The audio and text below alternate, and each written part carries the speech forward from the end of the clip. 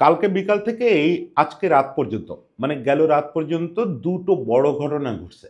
দুটো বড় ঘটনায় ইনভলভ ছিলেন মেসি আর রোনালদো। একটা হচ্ছে মেসি একটা প্রদর্শনী অনুশীলন করতে গেছিলেন এলচের মাঠে। একেবারে বার্সেলোনার চিরশত্রু এলচের মাঠে গেছিলেন অনুশীলন করতে আর্জেন্টিনা দলের হয়ে। সেখানে গিয়ে একটা অস্বাভাবিক সম্বর্ধনা পাইছেন। পুরো স্টেডিয়াম ভরে গেছিল তাদের এই শত্রুকে দেখতে। এবং এলচে খুব ঐতিহাসিকভাবে মেসি কখনো তাদের ক্লাবে না খেলার পরও তাদের ক্লাবকে চিরকাল ডুবায় দেওয়ার পরেও এলচে মেসির নামে একটা জার্সি বানায় এনে এলচে কর্তৃপক্ষ তার হাতে হ্যান্ড ওভার করছে। ওই রাতেই একেবারে বিপরীত একটা অভিজ্ঞতা হচ্ছে ক্রিস্টিয়ানো রোনালদো। তিনি তার বাড়ির কাছেই ডাবলিনে মানে আয়ারল্যান্ডের রাজধানীতে পর্তুগালের হয়ে খেলতে গেছিলেন। সেখানে স্টেডিয়াম ভরে গেছিল। সেই স্টেডিয়াম ভরে গেছিল লোকজনে যারা হচ্ছে ওই ২ হাত চোখে দিয়ে ক্রাইমোর, ক্রাইমোর করে তার খেপাইছে। ২ গোল খেয়ে পর্তুগাল পিছায় পড়ছে। এরপরে রোনালদো কনুই মেরে লাল ডাইরেক্ট লাল কার্ড দেখে মাঠ ছাড়ছেন। এই দুটো ঘটনা অলরেডি আপনারা জানেন যে এই ঘটছে। আমি এই দুটো ঘটনাকে একটা সিম্বল হিসাবে দেখতেছি। যে কয়েক ঘন্টার ব্যবধানে এই ঘটনা দুটো ঘটছে তো। এই দুটো ঘটনা আসলে আমাদেরকে এই সময় সম্পর্কে কি বোঝায়? মেসি রোনালদো সম্পর্কে কি বোঝায়? পৃথিবীতে মেসি আর রোনালদোর ফুটবল ভক্তদের হৃদয়ে অবস্থান নিয়ে কি বোঝায়? এই জিনিসটা একটু আজকে ছোট করে বলি। খুবই স্বাভাবিকভাবে মেসির প্রতি বায়াস হয়েই বলব। তারপরেও সেটা একটু নিরপেক্ষভাবেই শুনেন, তাহলে ভাল লাগবে। মেসি আর এলচের কথা যদি আপনারা মনে করেন, মেসি যতদিন খেলছে বার্সেলোনায়, এলচের সঙ্গে খুব বেশি ম্যাচে মুখোমুখি হয় নাই। কারণ এলচে হচ্ছে খুব বেশি মানে সবসময় লা লিগায় থাকতে পারে নাই। কখনো, কখনো তারা পরের ডিভিশন, 2nd ডিভিশনে নেমে গেছে। তারপরেও মেসি এলচের বিপক্ষে ৪ টা ম্যাচ খেলছে। এই ৪ টা ম্যাচে সে ৭ টা গোল করছে, ৫ টা অ্যাসিস্ট করছে। বোঝেন এলচের সমর্থক আপনি হলে মেসির নামও শুনতে পারার কথা না। মেসির নাম শুনলেই আপনারা গা জ্বলে যাওয়ার কথা, যদি আপনি এলচের সমর্থক হন। অথচ সেই মেসি এখন আর্জেন্টিনা দলের হয়ে এলচের পাশের শহরেই ক্যাম্প করতেছে। আর্জেন্টিনা দলের ক্যাম্প করতেছে। ওই যে আলিকান্তা প্রদেশে ওটা কি যেন শহরটার নাম? ছোট্ট একটা শহর এলচের একদম পাশেই। ১০ কিলোমিটারের মধ্যে শহরটা। ওখানে একটা 5 স্টার রিসোর্টে ওরা আছে, ওখানে প্র্যাকটিস করতেছে। গতকালকে এলচে কর্তৃপক্ষের আমন্ত্রণেই একটা ওপেন সেশন করছে তারা এলচের স্টেডিয়ামে। যে স্টেডিয়ামের ধারণ ক্ষমতা অলমোস্ট ৩৩,০০০। ৩৩,০০০ এর একটু বেশি হবে। এখন ওখানকার পত্রপত্রিকা রিপোর্ট করতেছে যে কালকে ওখানে প্রায় ৪০,০০০ লোক ঢুকে গেছে। কোনো টিকেটের ব্যবস্থা এলচে কর্তৃপক্ষ রাখে নাই। তারা বলছে যে তোমাদের হিরোকে দেখতে হলে তারা হয়তো হিরো ভিলেন বলতে গিয়ে হিরো বলে ফেলছে। কিন্তু হিরোকে দেখতে হলে তোমরা স্টেডিয়ামে আসতে পারো। স্টেডিয়াম এক পর্যায়ে ওভার ক্রাউড হয়ে যাওয়ার পরে গেট লক করে দেওয়া হয়েছে। সেই স্টেডিয়ামে তারা কারে দেখতে আসে? যে লোকটা তার ক্যারিয়ার জুড়ে এই ক্লাবটারে ডুবাইছে। এই ছোট্ট একটা ক্লাব, এই ক্লাবটারে ডুবাইছে। লাস্ট ৩ টা ম্যাচও আমি দেখলাম। ২০২১ এও মানে মেসি তার লাস্ট সিজনেও এলচেরে পাইছে এবং সে ম্যাচে জোড়া গোল করছে। লাস্ট ৩ টা ম্যাচেই সে জোড়া গোল করে করছে এই এলচের বিপক্ষে। মানে এলচের কোনো কারণে এলচে সমর্থকদের মেসিরে ভালোবাসার যৌক্তিক কারণ নাই। কিন্তু এই যে মেসিকে ভালোবাসার আসলে যৌক্তিক কারণ লাগে না। প্রতিপক্ষ এমনভাবে তারে দেখে, মুগ্ধ হয়ে দেখে। আপনি মেসির প্রতিপক্ষ খেলোয়াড়দের কাছেও এটা লিজেন্ডারি সব খেলোয়াড়দের কাছে শুনবেন। ফাবিও ক্যানাভারো বলবেন বা পাওলো মালদিনি পান নাই কিন্তু মানে ঘটনাচক্রে মালদিনির সঙ্গে কখনো খেলা হয় নাই তার।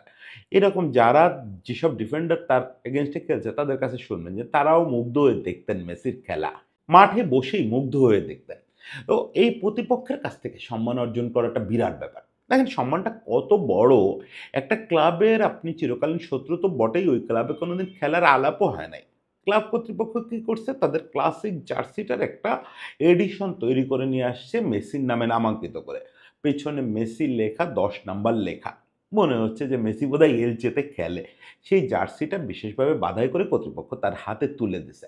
এবং যে সম্বর্ধনা পাইছে মেসি ওই জার্সি দেখে যে অভিব্যক্তিটা করছে, ছবিটা যদি পাই এখানে লেওভার দিয়ে দিব। আমি ছবিটা কালকে দেখতেছিলাম, আমি মুগ্ধ হয়ে গেছি। মেসি নিজেই হতভম্ব হয়ে গেছে জার্সিটা দেখে। যে এলচের কাছ থেকে এই সম্মানটা আমি পাইলাম। এটা সে তো সবকিছুতেই মুগ্ধ হয়। তা মুগ্ধ হইতেই আসছে সে পৃথিবীতে এবং মুগ্ধ করতে আসছে। প্রতিপক্ষ কোন লেভেলের সম্মানটা তারে দিল। আজকে দুদিন পরে তো সে আর ফুটবলে থাকবে না, কিন্তু এই ভালোবাসাটা থেকে যাবে। এলচের লোকেদেরও সারা জীবন এই কথাটা মনে থাকবে যে একদিন লিওনেল মেসি আর্জেন্টিনার হয়ে আমাদের এই পাশের শহরে আসছিল, সেদিন সে একটু প্রদর্শনী অনুশীলন করতে আসছিল আমাদের মাঠে, তখন আমরা তাকে এইভাবে দেখছিলাম। অথচ ক্রিস্টিয়ানো রোনালদোর ব্যাপারটা দেখেন, ক্রিস্টিয়ানো রোনালদো খেলোয়াড় হিসাবে কি মেসির চেয়ে অনেক পিছায় আছে? হয়তো ওই যে আমি যেটা বলি অ্যাট্রিবিউটের দিক থেকে আমি মেসির চেয়ে একটু পিছায়েই রাখি তারে। কিন্তু সেটা আমি পিছায় রাখি, কেউ আবার আগায় রাখে। এইটা তো বিতর্কিত বিষয়। এটা তো খুব মীমাংসিত বিষয় না। ট্রফির হিসাব করলে বা অ্যাচিভমেন্টের হিসাব করলে মেসি আবার অনেক আগায় আছে। এগুলো সবই ফুটবলীয় আলোচনা। কিন্তু ওভারঅল ইমপ্যাক্ট যদি দেখেন ফুটবলে এই দুজন গ্রেটের ইমপ্যাক্ট খুব কাছাকাছি। খুব কাছাকাছি। ফলে রোনালদোর প্রতিও প্রতিপক্ষ ওই সম্মানটা দেখাবে। এটা তো রোনালদোর একজন ওয়েল উইশার না হলেও একজন রোনালদোর সময়ের ভক্ত হিসাবে, ফুটবল ভক্ত হিসাবে আমরা আশা করতে পারি। কিন্তু দেখেন প্রতীক বলতেছে এবং ঘটনাক্রম বলতেছে যে রোনালদো অন্তত নিজের ভক্তদের কাছ থেকেও এই সম্মানটা বোধহয় আদায় করতে পারলেন না।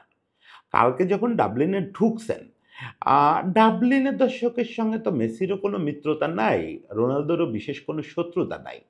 কেন ডাবলিনের সমস্ত দর্শক ওই ক্রাইম ওর সিগন্যাল দিবে এরকম করে? কেন টেম্পার্ড হয়ে যাবে এই লোকটা? দুটো গোল হজম করা ওই ক্রাইম ওর এ দুটো নিতে না পেরে কেন কনুই মারবে? এবং কেন সে বুধ্বনির মধ্যে দিয়ে মাঠ ছাড়বে? এখন কথা হচ্ছে আপনি বলতে পারেন যে না তারে উত্ত্যক্ত করা হয়েছে, টেম্পার লুজ হয়েছে।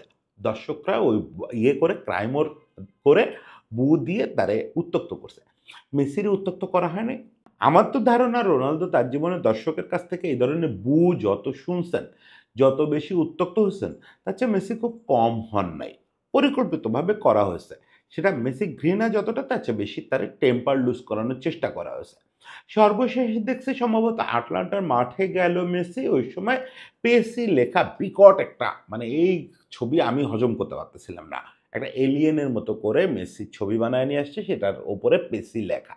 মানে আমিও হলেও এতটা টেম্পার লুজ করতাম, আমিও হয়তো ওই দর্শকের গায়ে হাত তুলে ফেলতাম। মেসি কি করছে? হাসতে, হাসতে ওই ম্যাচেও জোড়া গোল করে বেরোয় আসছে। এই জিনিসটা তো আপনার খেলোয়াড়ি জীবনে নিতে পারতে হবে। যে আপনাকে দর্শক ভালোবাসে, মনে, মনে ভালোবাসবে, সে ভালোবাসাটার প্রকাশ সুযোগ পেলে করবে। কিন্তু যখন আপনি কম্পিটিটর হিসাবে যাবেন আপনাকে উত্ত্যক্ত করার চেষ্টা করবে। যাতে আপনি টেম্পার লুজ করেন। ওই টেম্পার ধরে রাখাই তো গ্রেটনেসের আরেকটা পার্ট। সেই জিনিসটাই রোনালদো কখনো ধরে রাখতে পারে নাই। আর ধরে রাখতে পারে নাই বলেই আবার হচ্ছে ওই যে প্রতিপক্ষের ভালোবাসা, সতীর্থদের ভালোবাসা, নিজের দর্শকেরও ভালোবাসা এটাও পার্মানেন্টলি কখনো পাইল না। এই যে সে তার ভক্তরা প্রায় বলে না যে সে বিভিন্ন লিগের লিজেন্ড। এটা আসলে খুব গুণের কথা না। যে লোকটা একটা নির্দিষ্ট জায়গায় ভালোবাসা পেতে পারে। আজকে রোনালদোকে কেন ম্যানচেস্টার ছাড়তে হবে, কেন মাদ্রিদ ছাড়তে হবে, কেন জুভেন্টাস ছাড়তে হবে? কোনো একটা শহর তারে ওই প্রেমে ফেলতে পারল না? কোনো একটা শহরের দর্শক বলতে পারল না যে ও আমাদের? বলছে? ম্যানচেস্টারের লোকেরা কি সেভাবে বলছে? বলাইতে পারে নাই রোনালদো। অথচ এই লোকটা যেসব শহরের বিপক্ষে খেলছে, সেসব শহরের লোকেরাও প্রাণ খুলে দাবি করার চেষ্টা করে যে মেসি আমাদের। This is the difference. ওই যে বলতেছিলাম যে এই দুটো ঘটনারে আপনি একটা সিম্বল হিসাবে নিতে পারেন। যে বিকালে একটা ঘটনা ঘটছে, রাতে একটা ঘটনা ঘটছে, দুটো ঘটনা হচ্ছে সিম্বল। যে খুব কাছাকাছি লেভেলের খেলোয়াড় পৃথিবী জুড়ে, অথচ কালচারাল ইমপ্যাক্ট দুজনের কত ডিফারেন্স, কত ডিফারেন্স। একজনকে দেখার জন্য প্রতিপক্ষের দর্শকরা ভেঙে চুরে মাঠে চলে আসে, আরেকজনকে উত্ত্যক্ত করার জন্য, আরেকজনকে বু দেওয়ার জন্য মাঠে আসে মানুষ। একজন সেটা নিতে না পেরে কনুই মারে, আরেকজন তাদের ভালোবাসায় মুগ্ধ হয়ে যায়। এই জিনিসটা হচ্ছে ডিফারেন্স। শেষ পর্যন্ত এটা কিন্তু থাকবে। থাকবে না, ওই আপনার হয়তো মেসির নামের পাশে বিশ্বকাপটা বড় করে লেখা থাকবে। এছাড়া বাকি কিচ্ছু আমি এই যে ফুটবল হিস্ট্রি পড়ি টড়ি, আমি দেখি তো বাকি কিচ্ছু সাধারণ মানুষের আর মনে থাকে না। আপনি বলতেই পারবেন না যে ৮০ র দশকে কোন ফুটবলারটা মেসি, রোনালদোর মতো করে ডমিনেট করছিল, কি জিতছিল। কিন্তু ওই ৮০ র দশকের যে ডিয়েগো আর্মান্দো ম্যারাডোনা নামে একটা লোক নাপোলির হয়ে খেলে ইতালিয়ানদের হৃদয় জয় করছিল, এই গল্প আপনি কোনোদিন ভুলবেন না। যতদিন ফুটবল থাকবে ততদিন এটা থাকবে। আপনি এই গল্পটা সারা জীবন শুনে যাবেন যে নিউ ইয়র্কে কসমসে খেলতে গিয়ে পেলের খেলা দেখার জন্য যে দেশের মানুষ ফুটবল বলতে কিছু বোঝে না, সেই দেশের মানুষ শুধু ওই কালো মানুষটাকে দেখার জন্য ভেঙে পড়ছিল ওই কসমস ক্লাবের পাশে। স্বয়ং প্রেসিডেন্ট রিগান তার দেখার জন্য বসেছিলেন হোয়াইট হাউসে, কখন একটু পেলে আসবেন।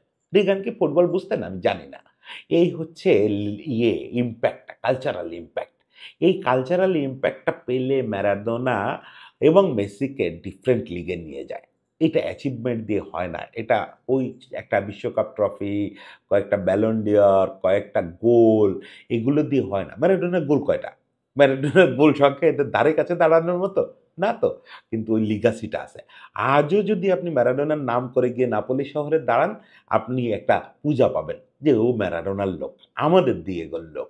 এই আমাদের দিয়েগো, আমাদের লিও, আমাদের পেলে, এই জিনিসটা অর্জনই হচ্ছে জীবনের সেরা অর্জন।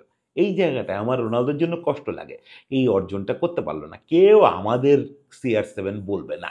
যেই খেলা শেষ হয়ে যাবে সবাই ভুলে যাবে। যাই হোক, শেষ পর্যন্ত এই গ্রেটের জন্যই সহানুভূতিটা থাকলো আমার। সবাই ভালো থাকবেন, সবার জন্য শুভেচ্ছা।